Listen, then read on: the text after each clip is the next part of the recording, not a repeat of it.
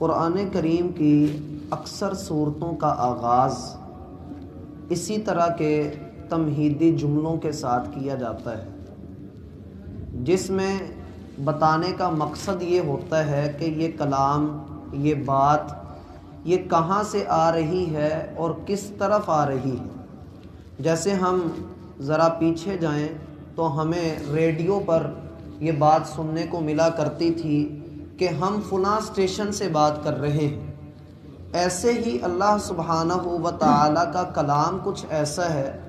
کہ اس میں جب کوئی ابتدا کی جاتی ہے، کوئی بات کی جاتی ہے، تو اس کے آغاز میں یہ لازماً کہا جاتا ہے کہ ہم فلاں جگہ سے بات کر رہے ہیں، ہمارا مقام سمجھیے، ہمارا مقام کیا ہے اور یہ کلام کیا ہے، یہ کس کی طرف سے آ رہا ہے، کس پر آ رہا ہے، کس جگہ پر آ رہا ہے اور اس کو لا کون رہا ہے۔ آپ ان ساری چیزوں کے اوپر غور کیجئے تو آپ کو یہ بات سمجھ آئے گی کہ اس کلام کے اندر ہے کیا۔ لہٰذا توجہ اختیار کیجئے، اس کی طرف اپنے کان لگائیے اور دیکھیے کہ اللہ رب العالمین آپ کو کیا کہہ رہے ہیں۔ اور جب انسان کو یہ معلوم پڑتا ہے کہ یہ کلام رب العالمین کا کلام ہے اور اس نے اپنے سب سے برگزیدہ بندے کے اوپر اسے نازل کیا ہے، ذرا سنو تو صحیح کہ اللہ رب العالمین کہتا کیا ہے۔ جب قرآن کی آیات لوگوں کے سامنے تلاوت کی جاتی ہیں، جب یہ بات ان کے سامنے واضح ہو جاتی ہے کہ یہ کلام، یہ کون ہستی بول رہی ہے، تو اس کے بعد ایک بہت بڑا سوال ان کے سامنے آ کھڑا ہوتا ہے کہ بتائیے اب آپ اس کلام کو مانیں گے یا نہیں مانیں گے۔ وہ بندہ یہ سوچتا ہے، سننے والا جس کے سامنے یہ سوال آ کھڑا ہوتا ہے کہ اگر میں مان لیتا ہوں تو پھر ایک بات ہی نہیں ماننی، مجھے ہر ایک بات ماننا پڑے گی، زندگی کے ایک ایک لمحے میں مجھے اللہ کی اطاعت کرنا پڑے گی۔ اور وہ اس کٹھن مرحلے کو قبول کرنے کے لیے کسی حد تک اپنے آپ کو تیار کرنے کی کوشش بھی کرتا ہے۔ یہ جو پڑھ رہے ہیں ان کو کہیں ذرا آہستہ پڑھیں۔ دوسری طرف حالت یہ ہے کہ وہ شخص کہ جس نے قرآن کے اس بات کو سنا، اس نے اس بات کو سمجھا اور سمجھنے کے بعد اس نے کہا کہ اگر میں نے اللہ کی اس بات کو مان لیا تو پھر آگے بھی ماننی پڑیں گی، بڑی مشکل وقت ہو جائے گی، میں بڑے مشکل حالات میں پڑ جاؤں گا، اس سے اچھا یہ ہے کہ اللہ کا ہی انکار کر دو۔ اللہ کا انکار کیسے کرنا ہے؟ ہمارے باپ دادا نے نہیں کیا تو جی ہم کیسے کر لیں؟ ہم اپنے پرکھوں کی بات کو کیسے چھوڑ دیں؟ گویا کہ اللہ کا کلام سننے کے بعد دو طرح کے لوگ معرض وجود میں آتے ہیں۔ ایک رویہ یہ کہ اگر میں نے اللہ کی بات کو اب مان لیا تو ساری زندگی بھی ماننا پڑے گا، اور یہ لوگ بڑی مشکل سے اس دین کے اندر داخل ہوتے ہیں، اور جب داخل ہوتے ہیں تو پھر خلوص کے ساتھ آخر تک چلتے ہیں، پھر یہ ساتھ نہیں چھوڑتے۔ اور دوسرے وہ ہوتے ہیں جو اس دین کے اندر داخل ہونا گوارا ہی نہیں کرتے اور اس دین سے کنی کترا کر نکل جاتے ہیں۔ آپ کہہ سکتے ہیں کہ ایک تیسرا گروہ بھی نظر آتا ہے جو اس قرآن کی بات کو مانتا بھی ہے، ظاہری طور پہ اس پہ عمل بھی کرتا ہے، لیکن اندر اندر وہ ایسی ٹامک ٹوئیاں مارتا ہے جس کی وجہ سے نہ وہ ادھر کے رہتے ہیں نہ وہ ادھر کے رہتے ہیں، وہ درمیان میں لٹکے رہتے ہیں۔ ایسے لوگوں کو ہمارے ہاں منافق کہا جاتا ہے، ایسے لوگوں کے دلوں کے حالات کو منافقت کہا جاتا ہے۔ اللہ ہمیں اس چیز سے محفوظ فرمائے۔ اللہ رب العالمین نے اس جگہ پر تین باتیں ارشاد فرمائی ہیں۔ الف لام میم کے متعلق تو ہم جانتے ہی ہیں کہ ان کے معنی اللہ سبحانہ و تعالیٰ نے واضح نہیں فرمائے۔ ایک تو اس کا یہ جواب ہے، دوسرا اس کا جواب یہ ہے کہ عرب کے کلام کو اگر اٹھا کر دیکھا جائے، پرانی عربی کو تاریخ میں جب پڑھا جاتا ہے، ادب کو پڑھا جاتا ہے، تو عربوں کے ہاں اس طرح کے الفاظ کا استعمال تھا،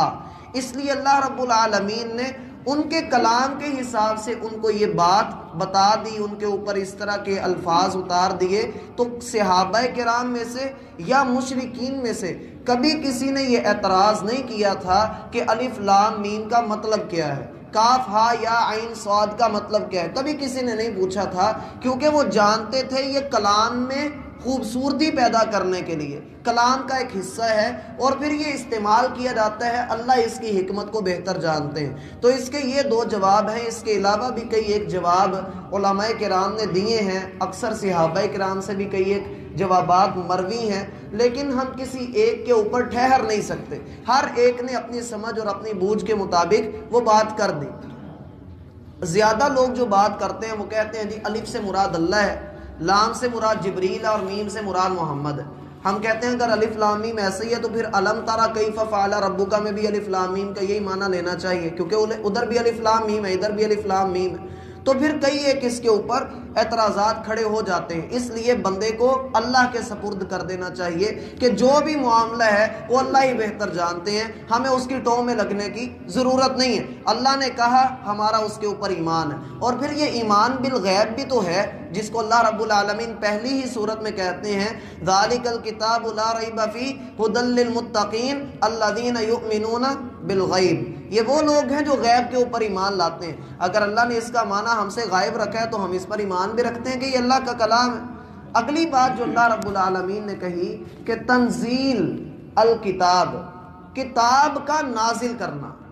کتاب کا نازل کرنا، اس کے نازل کرنے میں کوئی شک نہیں ہے کہ یہ تیرے رب کی طرف سے نازل کیا گیا ہے، من رب العالمین، یہ تمام جہانوں کا پالنے والا، ان کا سردار، ان کا کنٹرولر، ان کی تربیت کرنے والا، ان کو رزق عطا کرنے والا اگر کوئی ہے تو وہ اللہ ہے۔ اور اس اللہ کی صفت کیا ہے کہ وہ رب العالمین ہے۔ اس نے یہاں پر اپنی صفت ربوبیت کا ذکر کیا ہے۔ یہ کتاب رب العالمین کی طرف سے نازل کی گئی ہے، اور میں نے پہلے بتایا تھا کہ انسانی جسم دو چیزوں سے مرکب ہے، ایک مٹی کا حصہ ہے اور دوسرا روح ہے۔ مٹی کی خوراک مٹی سے ہی نکالتا ہے۔ انسان اپنی بڑھوتری کے لیے، اپنی جسمانی نشو و نما کے لیے جتنی بھی خوراک حاصل کرتا ہے وہ مٹی سے حاصل کرتا ہے، اور روح کا تعلق چونکہ آسمانوں کے ساتھ ہے تو اس کی خوراک بھی آسمانوں سے آئی ہے۔ یہ کیسے ممکن ہے کہ اللہ رب العالمین انسان کی جسمانی خوراک کا تو اہتمام کر رہا ہے،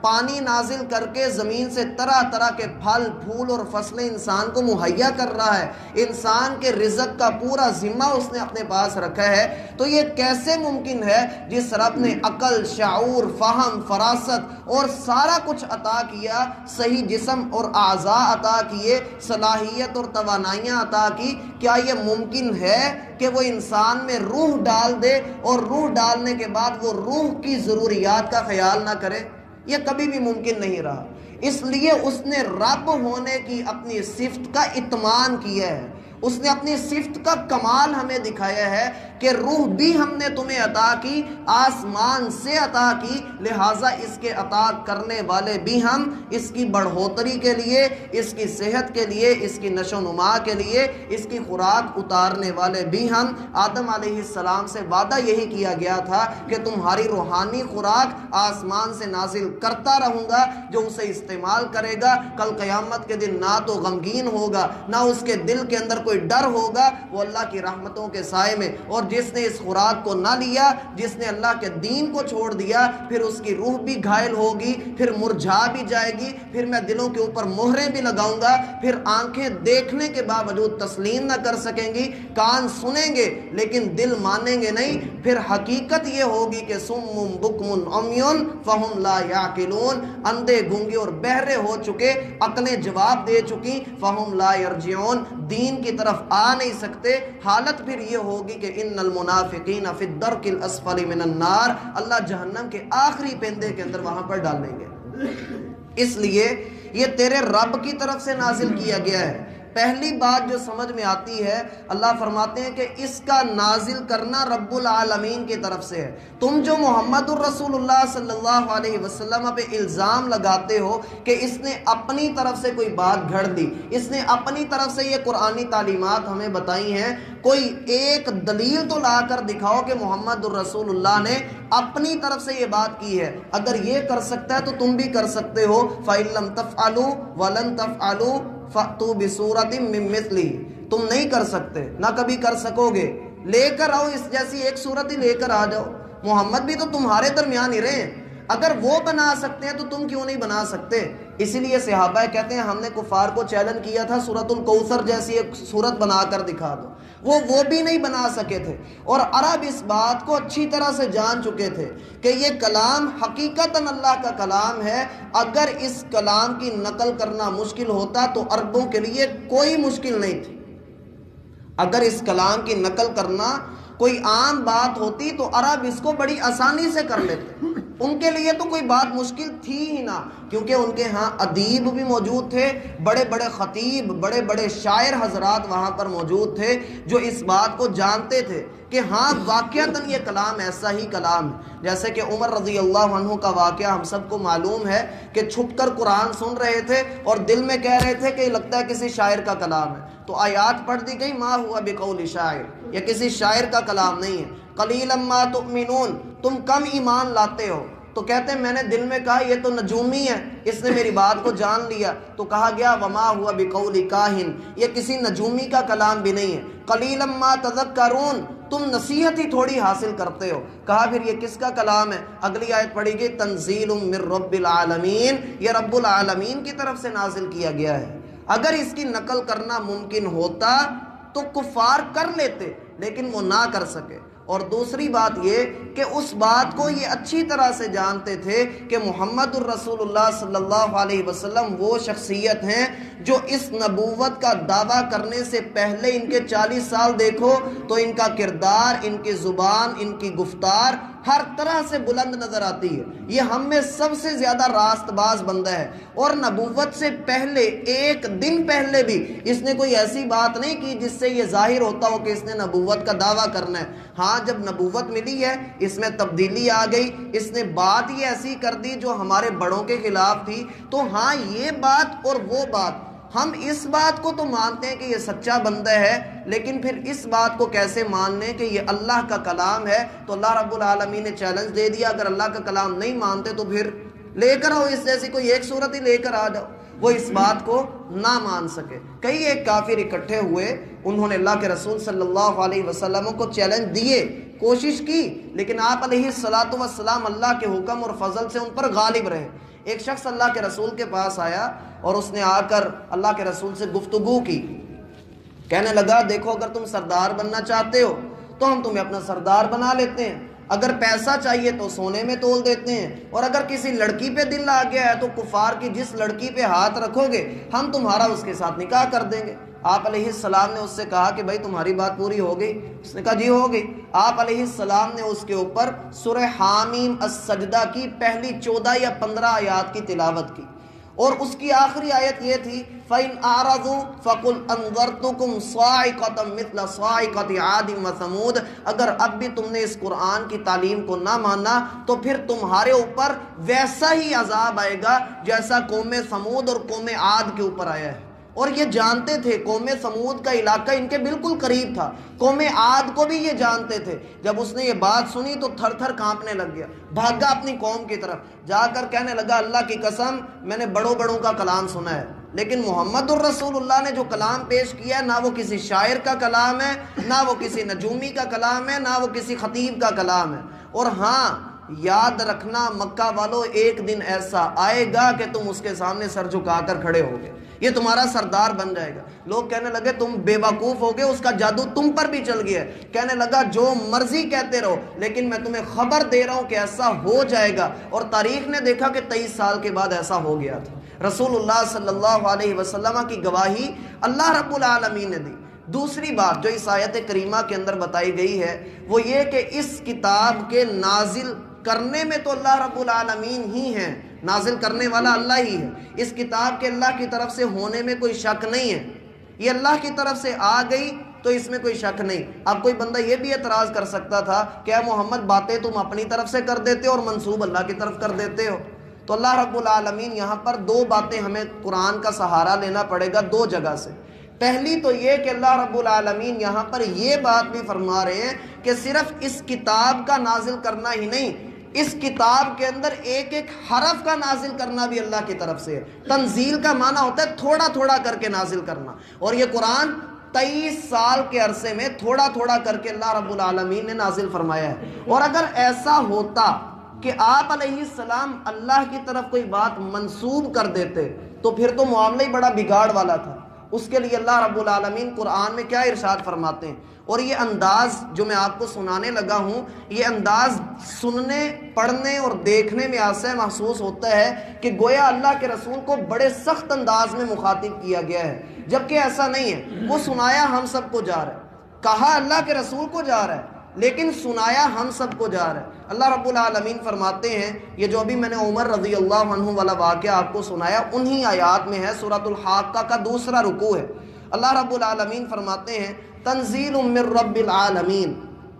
سورۃ الحاقہ کی آیت نمبر 43 ہے کہ یہ کلام آپ کے رب کی طرف سے نازل کیا گیا ہے۔ وَلَوْ تَقَوَّلَ عَلَيْنَا بَعْضَ الْأَقَاوِيلِ، اگر رسول ہماری طرف کوئی بات منسوب کر دیتا، ہماری طرف کوئی بات گھڑ دیتا، اپنی طرف سے بنا کر تمہیں بیان کر دیتا، لَأَخَذْنَا مِنْهُ بِالْيَمِينِ، ہم رسول کا داہنا ہاتھ پکڑ لیتے۔ یہ روکنے کا انداز ہے، ہم رسول کا داہنا ہاتھ پکڑ لیتے۔ ثُمَّ لَقَطَعْنَا مِنْهُ الْوَتِينَ، پھر ہم اس کی شہر کاٹ ڈالتے۔ فَمَا مِنْكُمْ مِنْ أَحَدٍ عَنْهُ حَاجِزِينَ، پھر تم میں سے کوئی بھی ہمیں روکنے والا نہ ہوتا۔ وَإِنَّهُ لَتَذْكِرَةٌ لِّلْمُتَّقِينَ، اس لیے یاد رکھو کہ یہ قرآن متقیوں کے لیے نصیحت بنا کر نازل کیا ہے۔ رسول اللہ صلی اللہ علیہ وسلم کو کہا تو گیا، لیکن یہ سنایا ہمیں گیا ہے کہ اگر تم نے اللہ اور اس کے رسول کی طرف کوئی جھوٹی بات اپنی طرف سے بنا کر منسوب کر دی تو اپنی خیر منانا، کیونکہ یہ بہت بڑا جرم ہے۔ اور پھر اللہ رب العالمین کی طرف سے یہ قرآن کا نازل کر دیا جانا۔ تیسری بات جو اس آیت میں بتائی گئی ہے وہ یہ کہ یہ رب العالمین کی طرف سے نازل کیا گیا ہے۔ رب العالمین یہاں دیکھنے میں اللہ کی صفت ہے، لیکن یہ ڈرانے کا انداز ہے کہ تم لوگ اس بات کو بڑی اچھی طرح جانتے ہو کہ اللہ رب العالمین ہی سب کا خالق و مالک ہے، حاکم حقیقی وہی ہے۔ اگر تم نے نہ مانا تو پھر دیکھنا تم پر عذاب کتنا سخت آتا ہے۔ یہ رب العالمین کی بات ہے، یہ نہ ہو کہ تم اس کی بات کو جھٹلا دو اور اس کے نازل ہونے کا انکار کر دو، یا یہ کہ اس کتاب میں شک میں پڑ جاؤ تو دیکھنا تمہارا حشر پھر کیا ہوتا ہے۔ یہ ڈرانے کا انداز بھی ہے اور بلانے کا انداز بھی۔ اللہ ہمیں سمجھنے کی توفیق عطا فرمائے۔